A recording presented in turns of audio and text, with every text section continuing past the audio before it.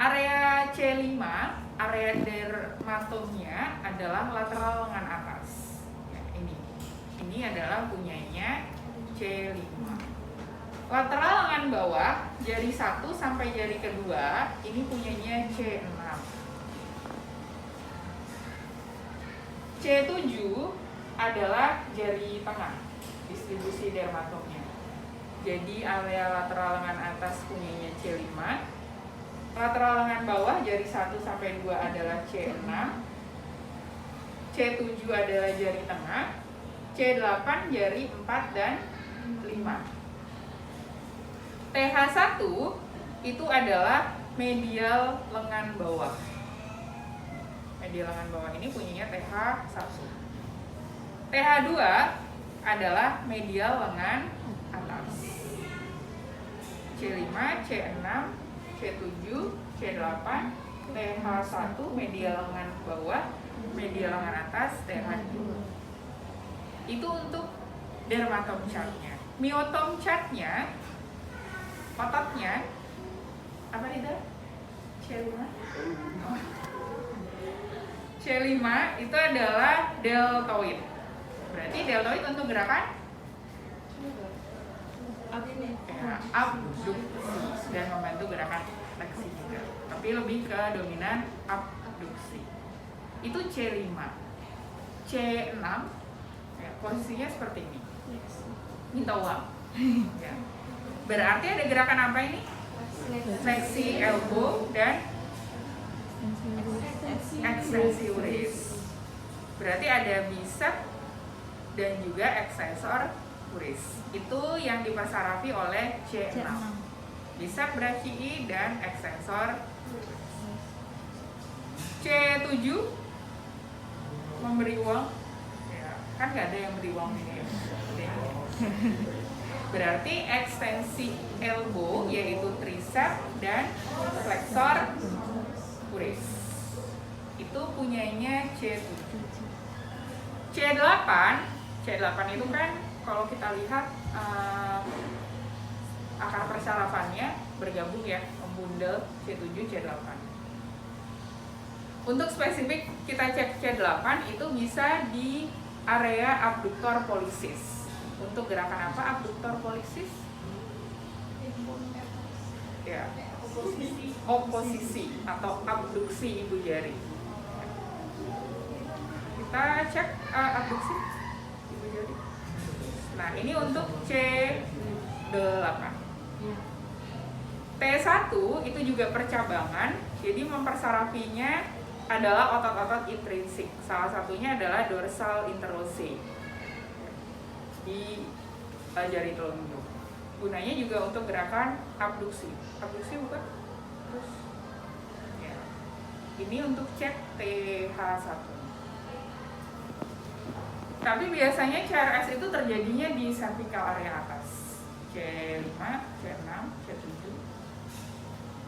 Enggak, jarang yang sampai ke area TH1. Oke, kemudian tadi berarti kalau Cindy datang ke fisioterapi dengan keluhan saya merasakan nyeri menjalar dari area cervical, lengan atas, sisi lateral, lengan bawah sisi lateral, jari 1, jari 2. Berarti kita bisa punya prediksi atau kemungkinan yang mengalami penjempitan di mana? C5 dan C6. Meskipun kita perlu pemeriksaan spesifik, perlu foto ronsen, perlu MRI. Sampai sini oke? Okay? Ya. Itu untuk keluhan subjektif yang perlu dicari tahu. Kita perlu cari tahu juga riwayatnya. Kenapa sih dia bisa mengalami keluhan ini? Apa yang menyebabkan triggernya? Saya rasanya ngerasain ini ketika saya kemarin 2 minggu lalu tuh saya habis jatuh dari motor. Mungkin riwayatnya kita perlu cari tahu karena trauma. Atau ternyata dirasainnya pada usia lanjut. Kemungkinan arahnya adalah ke spondyloartritis, peradangan. Pekerjaannya, ternyata pekerjaannya adalah dominan melakukan pekerjaan berat menggunakan cervical dan seterusnya. Kemudian kita perlu anamnesis juga untuk pemeriksaan pemeriksaan fungsi gerak dasar. Ada apa? Aktif, ada pasif, satu lagi isometrik. Ada aktif, pasif, isometrik. Yang dicek cukup area neck-nya saja, karena entrapment-nya adalah pada area cervical, shoulder-nya tidak. Gerakan cervical ada apa aja?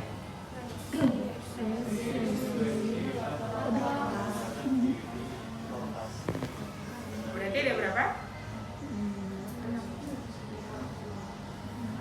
6. Oke. Kita minta untuk fleksi neck dulu. Fleksi neck, Bu. Oke. Ada nyeri ketika fleksi neck? Nyeri. Nyerinya di mana? Oke. Yang sekarang kamu rasain nyeri nggak? Enggak.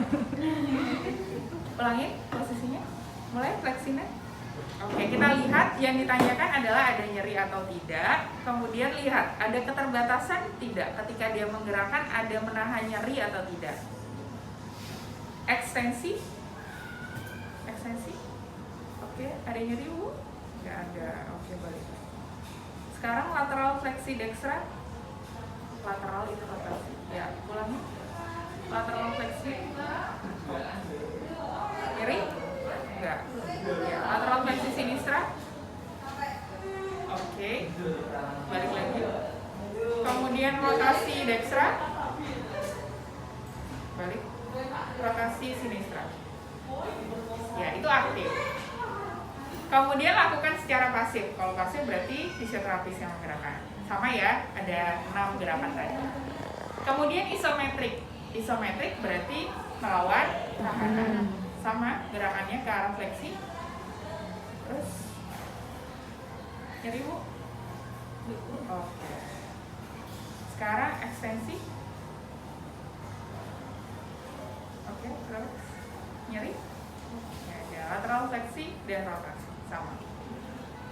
Nah, kemudian pada kondisi CRS tertentu, contohnya adalah karena hernia nucleus pulposus atau HNP cervical, gejala yang khas pada pemeriksaan PFGD adalah nyeri ketika gerakan fleksi, baik itu aktif maupun isometrik. Kenapa kira-kira nyerinya kok pada saat gerakan fleksi?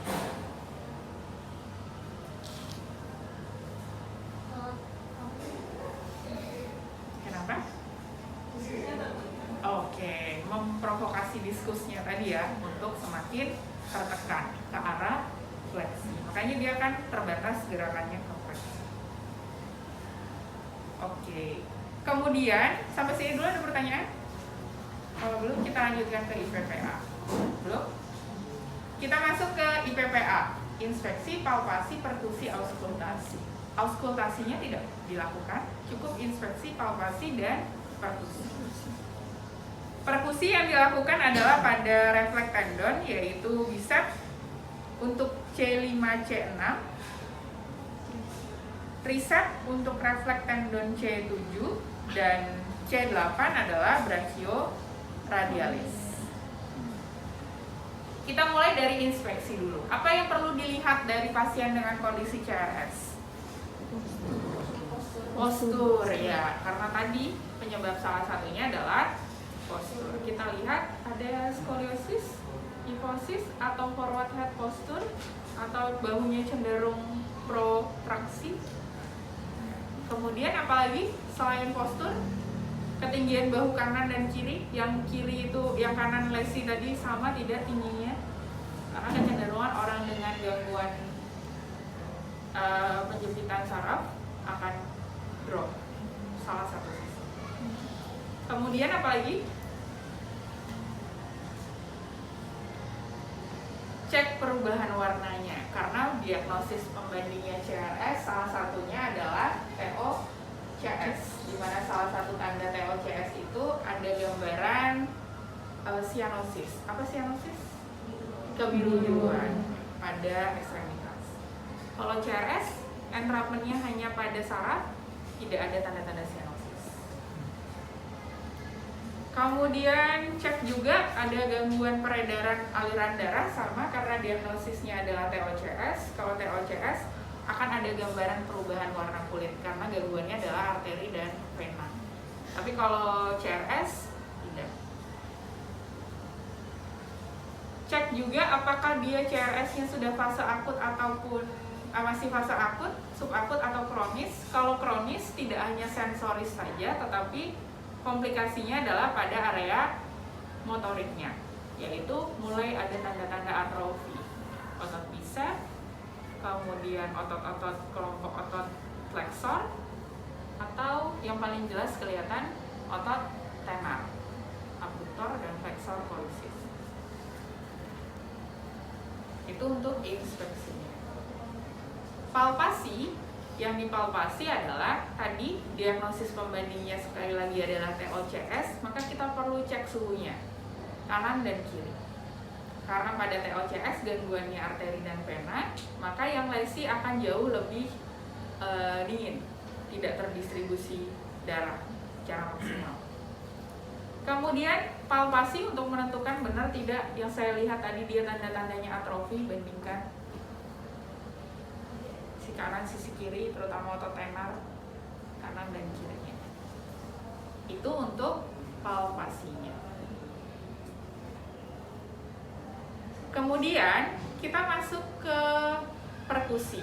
Perkusi tadi ada 3 tendon, C5, C6 itu bicep, C7-nya adalah tricep, C8 brachioradialis.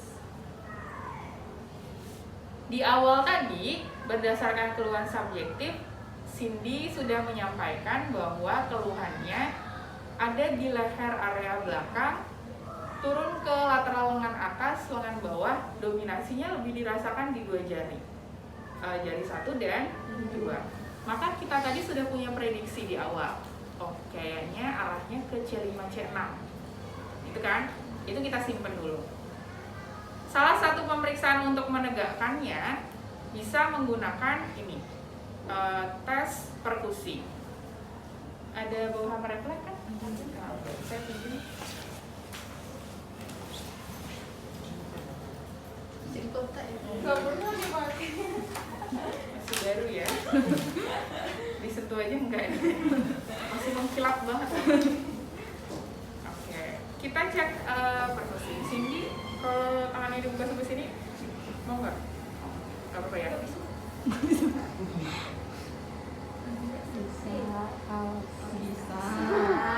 Medikal. Nggak pernah buka. Oke, mau hadap ke saya. Ya. C6 kita cek, C5, C6 kita perlu cek refleks tendon bicep, palpasi dulu tendon bicepnya dapat. Kalau susah dapatnya misalkan minta aja dia untuk gerakan fleksi isometrik, fleksi. Terus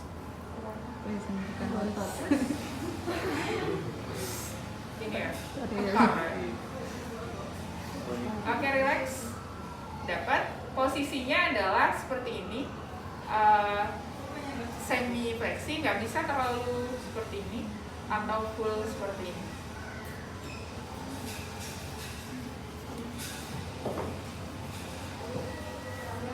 Pada kondisi gangguannya C5, C6, refleks tendonnya tidak ditemukan atau absen, nilainya 0. Relax.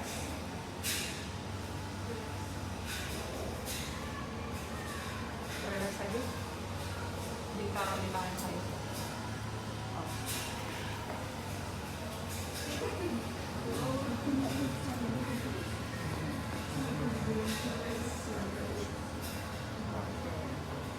Ada ya?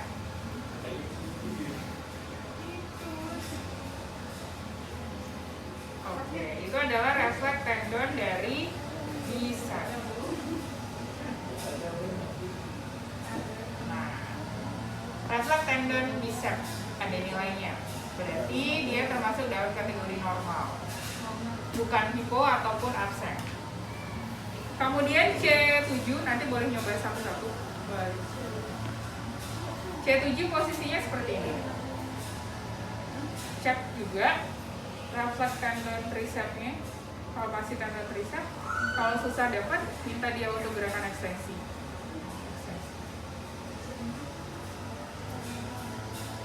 Oke, relax.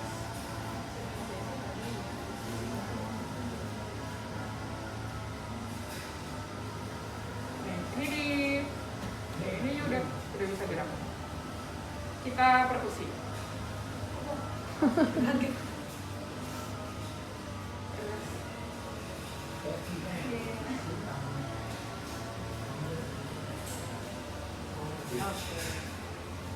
Ya, itu adalah refleks tendon dari tricep untuk C. Sekarang adalah brachioradialis. Posisinya mid posisi antara supinasi dan juga pronasi. Ini dipalpasi aja sebenarnya udah gerak.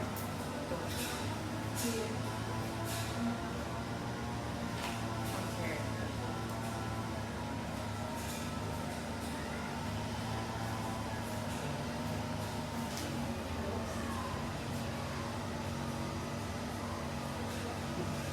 Oke. Kelihatan ya?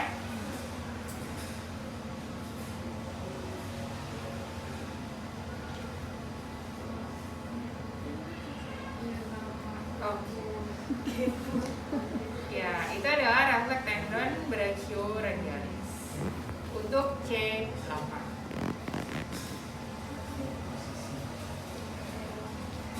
Nanti setelah ini nyoba, kita lanjut dulu ke area sensoris. Nggak usah gitu. Kita perlu cek juga sensibilitas kulit karena yang terjadi atrapannya adalah pada plexus brachialis. Bandingkan sisi sehat dan sisi sakit. Kita cek dulu yang sisi sehat. Bu, pejam mata. Saya ceknya adalah kasar halus dulu ya. Ini kasar, yang ini adalah halus. Dimana ceknya ya disesuai dengan area dermatom dari C5, C6. Ini kasar, ini halus. Tahu ya? Oke, sekarang ini.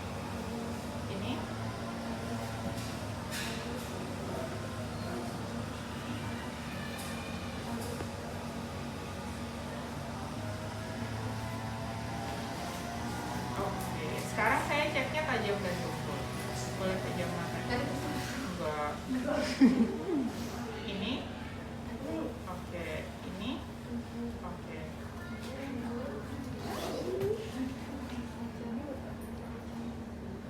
Oke.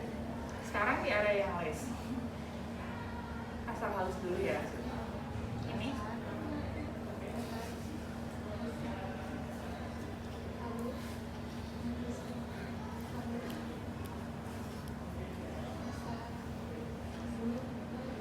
Sekarang tajam tumpul.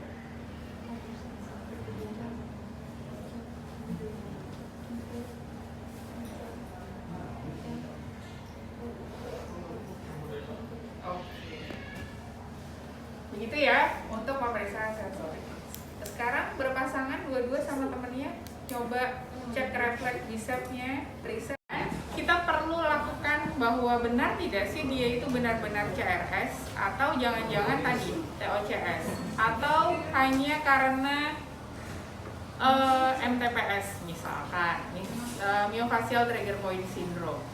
Nah, pemeriksaan spesifik untuk CRS ada 3. Yang pertama adalah Spurling test, Spurling, SPURLING. Yang kedua adalah traksi, dan yang ketiga adalah Valsalva, pakainya V. Valsalva. Spurling, traksi, Valsalva.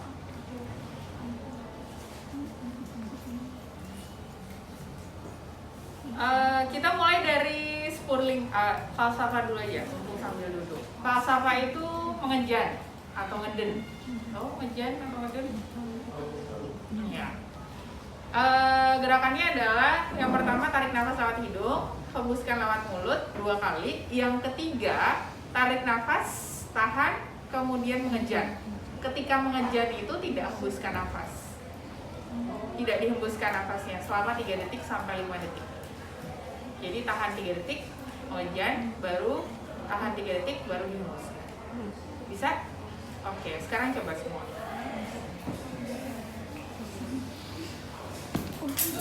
Tarik nafas, hembuskan, tarik nafas lagi, hembuskan, tarik nafas lewat hidung, mengejar.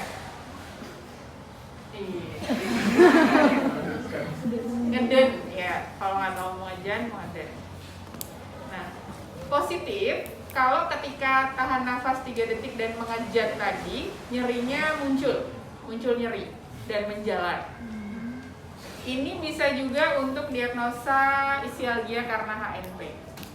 Jadi tidak hanya HNP pada servikal saja.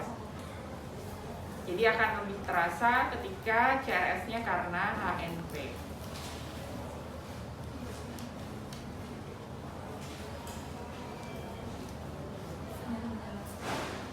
Kemudian yang ke satu tadi adalah spurling. Boleh coba berdua sama temannya masing-masing.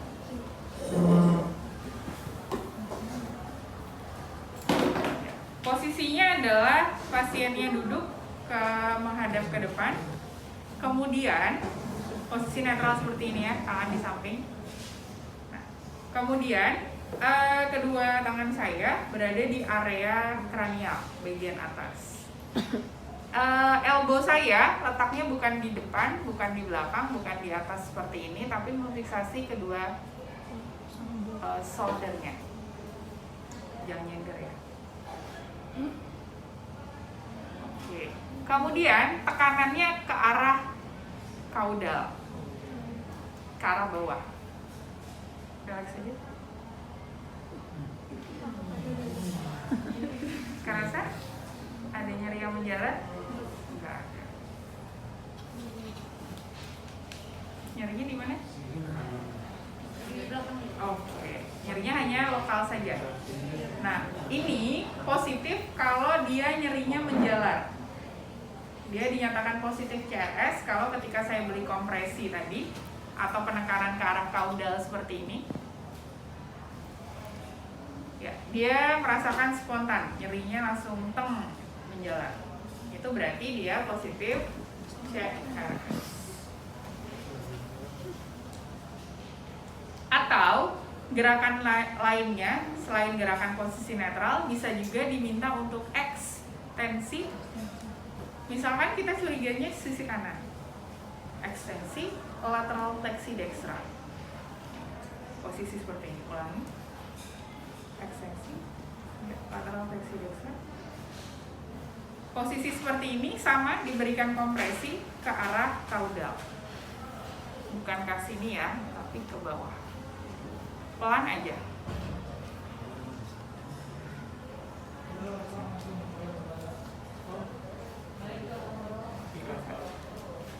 Iya. Positif kalau dia nyerinya tadi menjalar, dirasakan. Pada kondisi dia dikatakan positif CRS. Sama juga ekstensi lateral fleksi.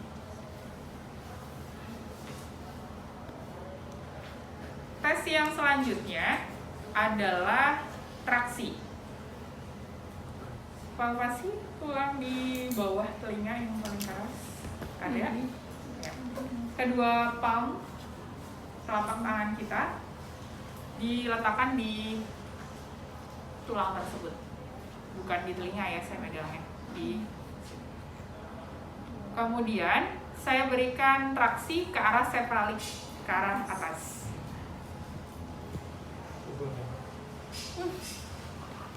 Rasa? Ya Bu. Oke. Ketika saya berikan traksi ke sefalik seperti ini, ya, nyerinya yang dirasakan Cindy berkurang. Berarti benar bahwa dia positif CRS. Jadi nyerinya justru berkurang. Karena pada spurling tadi fungsinya adalah memprovokasi nyerinya karena dikompresi. Kalau ditraksi mengurangi kompresinya. Jadi kalau dia ditekan kok nyerinya muncul, dia ditarik nyerinya berkurang, ya berarti dia positif CRS. Sampai sini ada pertanyaan dulu untuk pemeriksaan spesifiknya. Ini salah bacanya radiatif.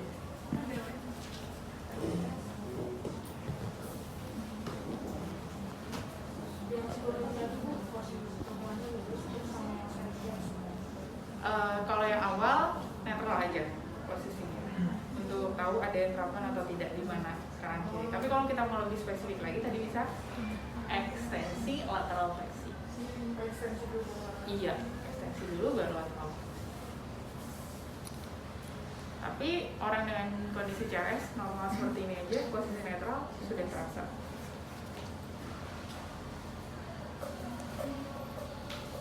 Oke, cukup untuk CRS? Ya. Tidak ada pertanyaan? Nggak ada? Kenapa, Rizal? Oke, kita lanjut ke TOCS atau Thoracic Outlet Compression Syndrome. Nah, pada TOCS atau Thoracic Outlet Compression Syndrome tadi itu adalah pembanding dari CRS.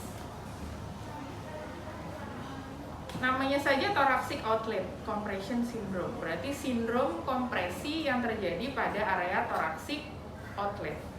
Di mana itu letaknya thoracic outlet? Nah, sininya di mana? Ada tulang clavicular, bisa dipalpasi. Ya. Kan tadi saya jelaskan plexus brachialis itu keluarnya dari foramen intervertebralis. Keluar kan dari foramen ke kanan, ke kiri, mempersarafi sisi kanan, sisi kiri. Nah, tadi yang keluar kan nggak mungkin dia lewatnya sini di superficial. Nah, dia masuk ke salah satunya adalah thoracic outlet namanya.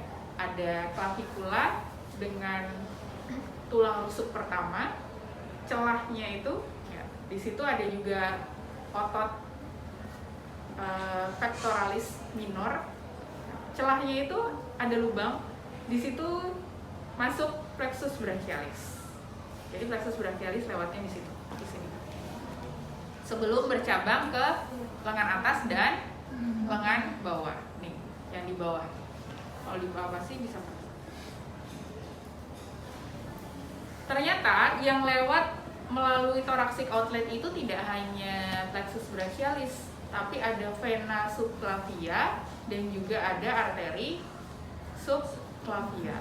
Jadi ada arteri, vena, dan plexus. Jadi 3 yang lewat melalui terowongan toraksik. Nah, tiga-tiganya tadi, salah satunya atau semuanya bisa mengalami penjepitan. Bisa plexusnya saja, bisa arterinya, bisa venanya. Penyebabnya kenapa? Penyebabnya karena trauma, bisa fraktur pada cervical atau rusuk, overuse, penggunaan gerakan abduksi dan adduksi, misalkan pada atlet ya, kan dominan menggunakan lengan atas. Bad posture masih sama, protraksi, forward head posture. Itu adalah beberapa kondisi yang memunculkan kondisi TOCS. Sekarang kita lihat perbedaannya. Kalau yang tertekan plexusnya seperti apa, tanda gejalanya. Kalau yang tertekan arterinya seperti apa. Kalau yang tertekan venanya seperti apa. Kalau yang tertekan adalah plexusnya, gejalanya akan mirip dengan CRS tadi. Tapi yang dirasakan bukan dari cervical, tapi dominannya adalah area anterior, yaitu otot pectoralis. Pectoralisnya akan terasa nyeri. Kemudian nyerinya menjalar, sama nyeri radikular, nyerinya menjalar dan juga kesemutan, kebas, baal. Tapi pada kondisi TOCS karena plexus brachialis tidak ada tanda-tanda cyanosis. Jadi mirip seperti CRS tadi.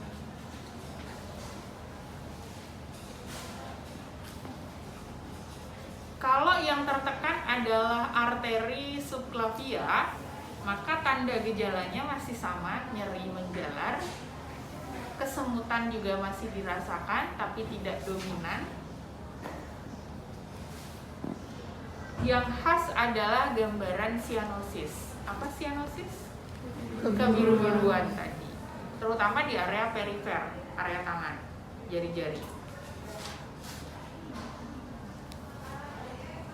Dan gejala yang khas lainnya adalah tekanan darah atau TD-nya antara sisi yang lesi dengan sisi yang sehat berbeda. Misalkan yang TOCS adalah sisi kanan, sisi kirinya sehat. Kita cek dalam waktu yang sama, posisi yang sama, di sisi kiri tekanan darahnya 120/90 normal. Di sisi kanan yang mengalami lesi, ketika dicek TD-nya, tekanan darahnya terjadi penurunan lebih dari 20 mmHg. Misalkan 100/60 atau 90/60. Jadi turunnya selisihnya lumayan, selisih 20 mmHg. Maka bisa diketahui bahwa dia mengalami penekanan pada arteri subclavian. Pada arteri subclavian.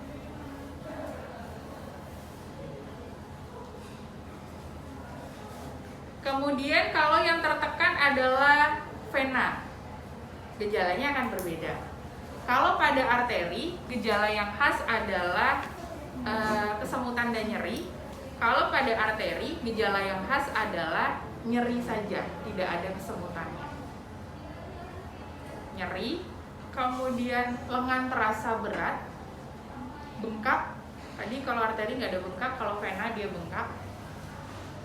Dan cyanosis, kebiru-biruan tadi. Udah bengkak, cyanosis lah.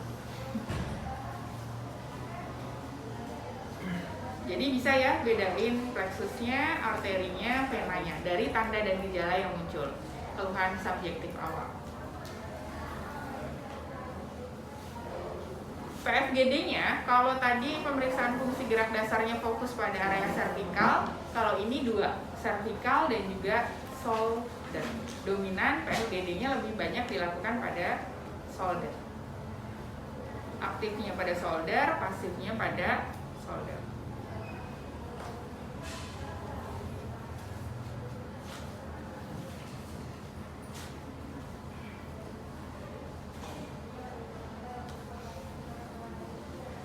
Sisanya inspeksinya sama ya, inspeksi, palpasi. Kemudian untuk brachialis juga lakukan perkusi. Kemudian kita masuk ke pemeriksaan spesifik. Pemeriksaan spesifiknya di sini ada ROS test, ROOS. Caranya, minta dia duduk seperti ini, kemudian abduksi 90 derajat, oke. Kemudian ekstra rotasi. Ya, ekstra rotasi, kemudian fleksi elbow 90 derajat. Sekarang menghadap ke depan. Nih, posisi seperti ini. Genggam tangan ya, buka. Oke, genggam lagi, buka. Minta dia untuk genggam membuka 30 detik sampai 3 menit. 30 detik sampai 3 menit. Kalau ketika dia diminta seperti ini muncul rasa kesemutan, terasa berat, berarti positif TOCS.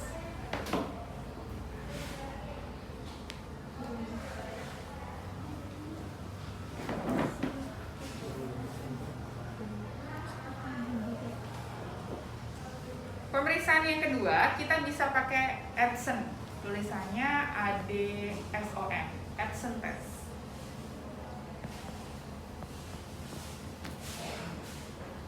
Tadi Cindy yang lesi adalah sisi kanan. Palpasi dulu, arteri radialis. Berapa sih normalnya ini? Berapa?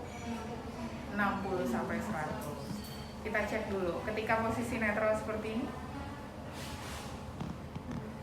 ada tidak ya, arterinya? Oke, dapat. Ini kerasa, saya hitung dulu selama 1 menit. Oke, ternyata range-nya masuk dalam kondisi normal, 80 misalkan saya dapatkan. Sekarang saya minta dia, palanya lurus ke depan ya. Ekstensi neck. Oke, rotasi dekstra. Rotasi ya. Nah, ulangnya, maaf saya pegang. Ekstensi, rotasi dekstra. Nah, posisi seperti ini, saya cek lagi arteri radialisnya. Ternyata tidak ketemu, padahal tadi titiknya sama saya pegangnya. Maka dia positif TOCS. Atau ketika saya cek seperti ini ada denyutnya tapi kurang dari 60, rendah, maka dia positif TOCS, thoracic outlet.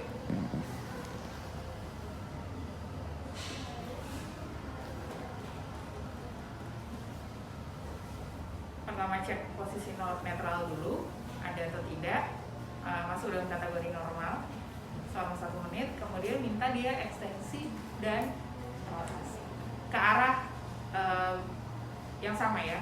Kalau kanan ya rotasinya kanan, kalau kiri tadi berarti ekstensi, rotasi. Tujuannya adalah memprovokasi, menekan pada area thoracic outlet.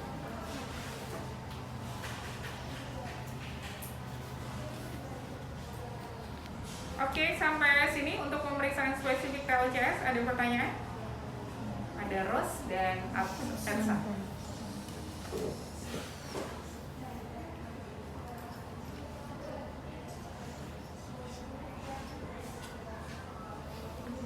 Belum? Oke, kalau belum kita langsung masuk ke intervensinya. Pada CRS dan TOCS, dominan paling banyak kasusnya disebabkan karena penekanan pada plexus brachialis, terutama TOCS. Presentase untuk penekanan arteri dan vena hanya sekitar 7-8% dari keseluruhan kasus TOCS. Penyebabnya kebanyakan adalah karena forward head posture. Maka, ya, treatmentnya sudah pernah ya, kan? FHP. Double chin, bisa double chin atau chin in, ya bisa sih, bukan mundur ke bawah ya, tapi di dalam. Coba tarik dulu sampai muncul double chin. Nah, oke lagi. Ulangin dari awal. Mulai. Oke, 1, 2, 3, 4, 5, 3, 4, 5, 6, 7, 8, relax. Bisa dilakukan 3 set. Satu setnya 8-10 kali pengulangan. Oke. Kayak tinatun.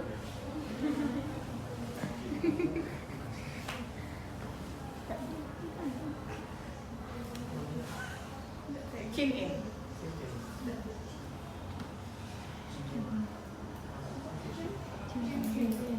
CHIN, chin dagu, chin ke dalam. Chin in. Yes. Double chin. Beda kalau yang punya triple chin.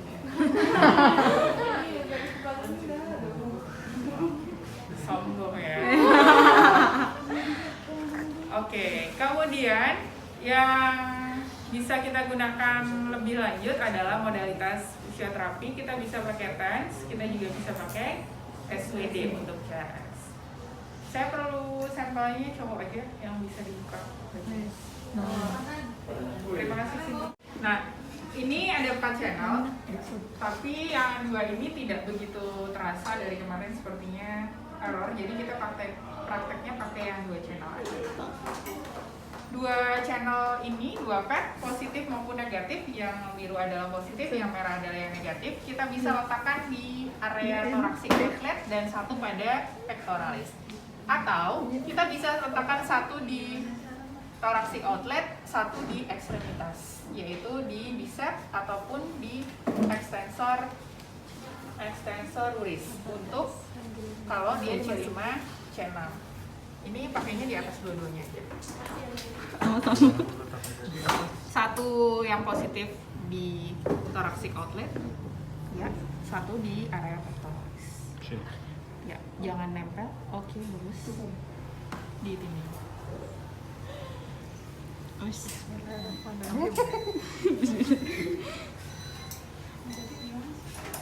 Nah, sekarang pilihnya pakai TENS. Senang dia. Klik tengah. Oke. Nah, ini ada modenya, yaitu frekuensinya. Putar. Yang bergerak juga pula ini. Klik. Ada 1 Hz sampai 150. Bedanya apa Bu? Ini naiknya. Nanti jadi intensitasnya dimulai dari 1. Frekuensinya mulai 1, 2, 3, 4, 5 sampai 150 turun ke bawah lagi. Kalau pada kondisi yang lebih masuk ke subakut, kita bisa pakai yang lebih tinggi, yaitu startnya dari 70. Atau kita mau pakai yang 100. Kamu pakai yang mana? Pakai yang dari awal dulu ya, kita pakai Kau dendam. Manfaatkan momen muda. Kemudian ini kita memilih arusnya continuous atau intermittent. Continuous. Iya, Jangan intermittent. ini continuous. Kalau diputar 1, oke, bisa bedain ya. Ini sampai 10. Waktunya kita bisa gunakan 15 sampai 20 menit. Ini intensitas bisa kita naikkan 15 mA sampai 25 mA. Sekarang karena ini contoh, ini kita kurangi aja ya. Oke, dikurangi. Kita pakai 2 menit aja. Udah. Oke. Sekarang pelan-pelan mulai dinaikkan. Pelan-pelan. Jangan langsung Jal. Pelan-pelan Jal. Setrum Zal. Belum. Kerasa? Udah setrum Zal. Udah. Oke. Oh. Oh, pengen tuh. Baik Udah ini. kenceng. Kenceng kali ini. Oke. Santai. Mati kan aku. Kerasa ya? Kerasa. Oke. Rasanya gimana?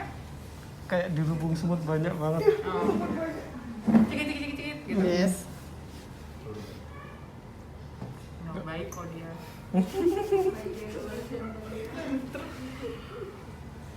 Unik rasanya ya.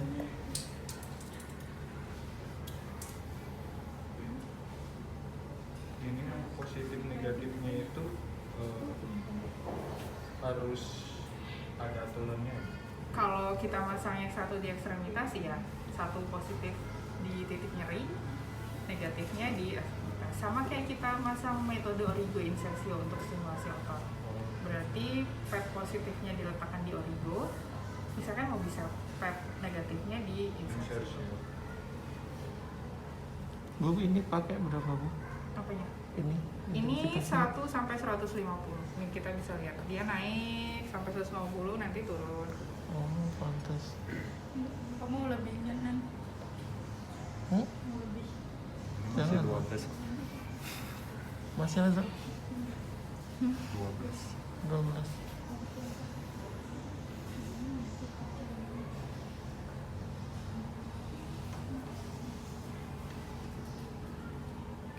Berarti kamu itu yang kamu rasain kayak gini juga tuh. Tapi lebih dalam. Lebih dalam. Wes, menghayati Waktu Rijal. kamu pertama itu loh, sampai sini rasanya loh, sampai sini. Nah, terus kalau kamu turunin enggak sampai. Diturunin.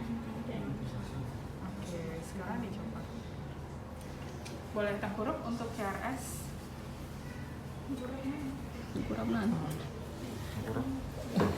Kurang nan.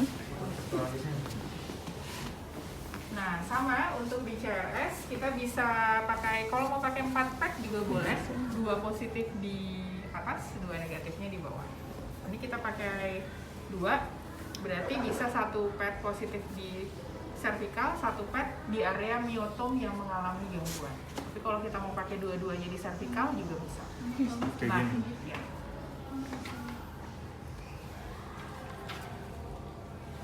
Udah?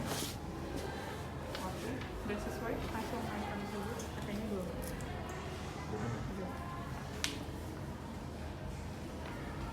Terasa non. Belum. Kurang di sini. Naikin satu lagi.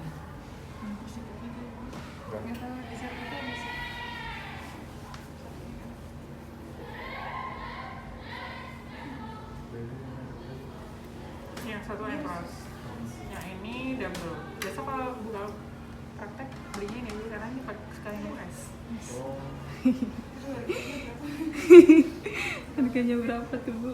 Biasa kalau nikah minta jujurannya. Minta Oh yes. Ini Udah bagus Bu. seserahannya mintanya semangat alat praktek fisioterapi. Yes. Minta SPP juga sih. Kan nanti akhirnya endingnya invest. Masa resepsi. Apalagi kalau pasangannya sama fisioterapi. Wes. Wes Rizal banget. Siapa gitu? Udah mulai gelisah dia. Ambil aja diem-diem aja kan. Mencoba tidur. Nabila jangan minta. Bentar lagi tuh. Iya kan habis menikah kalau sama fisioterapi langsung bikin klinik Iya. bareng. Yes. Amin. Amin dulu lah Bil. Oi. Bingung Rizal nggak amin ya. Yang di belakang rasanya beda ya Bu. Lebih kerasa yang mana? Yang di Belakang. lebih Yang di bawah. kerasanya lebih kerasa yang di depan. Tapi kalau rasanya Oh, lebih yang di depan tadi. Iya, karena kan lebih sensitif. rasanya yang di belakang tuh kayak tajam gitu. Oh, gitu kan. Coba.